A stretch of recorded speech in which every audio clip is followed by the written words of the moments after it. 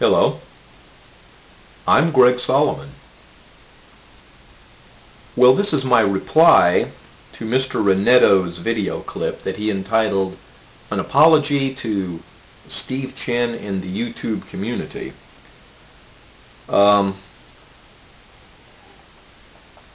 This is my Christmas mug I'm using today in light of the fact that the Christmas season is now upon us.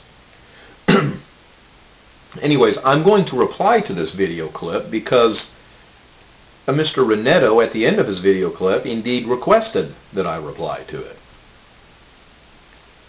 And actually told me that I had two choices. He gave me two choices. Those two choices were either number one, to welch on the bet or sell my camera on eBay.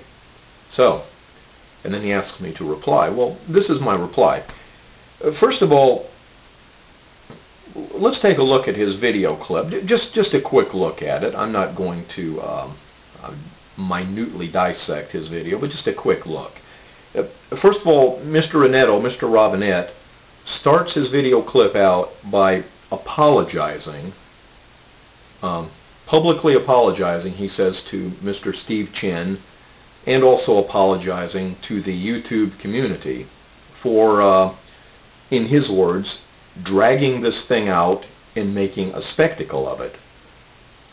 And then he proceeds to spend the rest of his video clip dragging this thing out and making a spectacle of it. That seems to kind of, well, makes the apology somewhat superficial, and indeed negates the apology and makes it of none effect.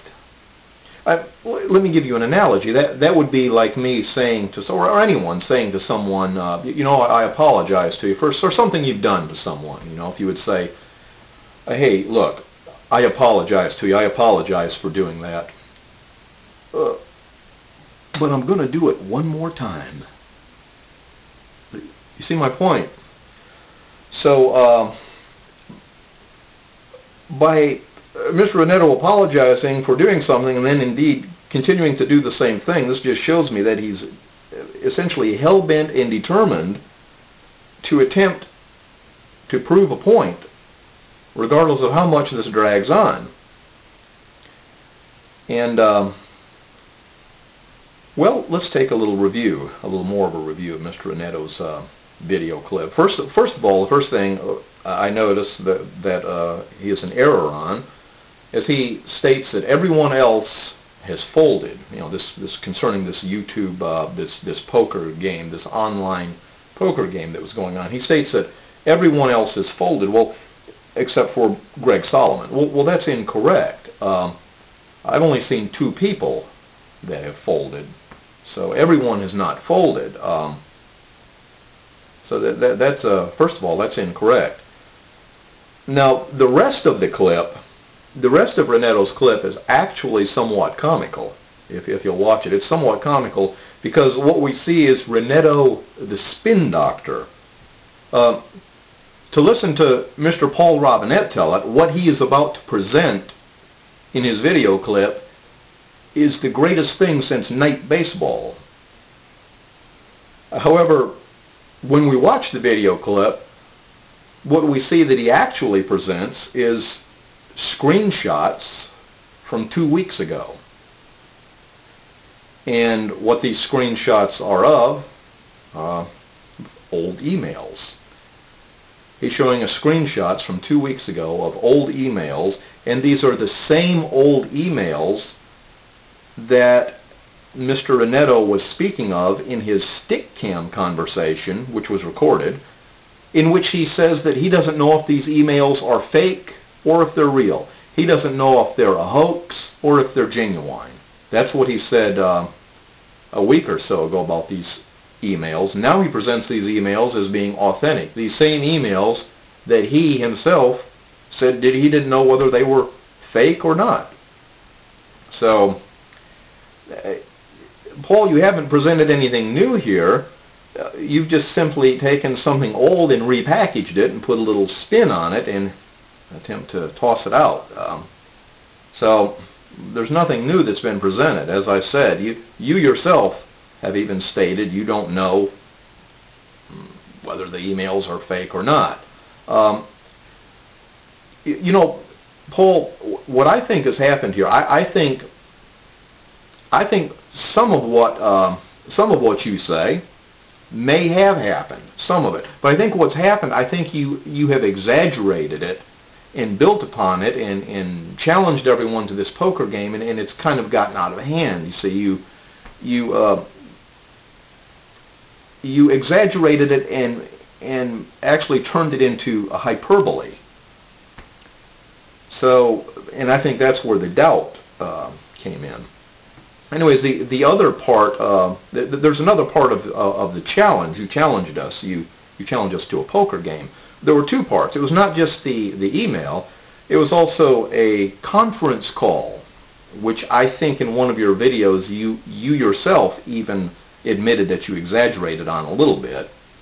But a conference call that you said was between you and Steve Chen and Chad Hurley and all these folks at YouTube, and you all talked for, all of you just talked for about an hour, and they let you in on some key issues concerning YouTube and the direction that YouTube is heading and all of that. So you've presented no evidence about that. So actually, I see nothing new in this video. And as I said, Paul, I will give this much to you, that I think possibly some of this, some of what you're saying may have been true, but I think what has happened is you have turned it into, again, you have turned it into hyperbole by exaggerating it, and kind of got yourself into a sticky wicket. Now, in your video clip, you go on to speak about what is best for the community, you know, or what response I should make that is best for the community. Well, let's talk about what is best for the community, and what would have been best for the community, and what indeed is best for the community if anything like this should happen again. If someone should get an email from Steve Chen or Chad Hurley or one of those other folks at YouTube, or if someone should receive a phone call from them, I don't think it's best for the community if this person responded as you did and said, hey, made a video clip and say, hey, I got an email from Steve Chen. I got 6 emails from Steve Chen, and they called me on the telephone, and we had a conference call for an hour. Now, I can prove it. I've got the proof right here, people. It's right here. The proof is right here. And I'll bet you $100 that I've got the proof. Steve Chen called me. He got in touch with me, and I've got proof right here. Anybody want to bet me? Is anyone out there brave enough to bet me $100? Because I have the proof right here. And I challenge anyone out there who doesn't believe me to bet me $100. You say, I perhaps, Mr. Robinette, I would suggest to you that that wasn't the best possible route for you to take. The best possible choice of actions for you to take after you receive an email, or if you did receive an email or a phone call. So talking about what's best for the community, that probably was not the best thing for the community. Do you think for a second if Mr. Steve Chen or any of those folks were to send me an email and say, hey Greg, I think you're a heck of a guy and appreciate your content. That's some good content you're putting out. Do you think I would come out here and create a video and say, hey, Steve Chen just wrote me an email and said this, and I'm going to challenge all of you people to a game of poker, and I have the proof. I will bet you $100 that he sent me an email. Well, of course I wouldn't do that, and I don't think most people would. So I don't think that was the best of all routes for you to take, Mr. Robinette. And that possibly is what started a lot of this. And I think perhaps you and maybe the whole community has indeed learned something from this. And you know, speaking of the community and speaking of YouTube, what I think is good, what I've noticed here and not just in this debate, but in other debates that I've seen out here in the community, YouTube, and I'm speaking about the front office, the powers that be at YouTube, they tend to have a hands-off policy.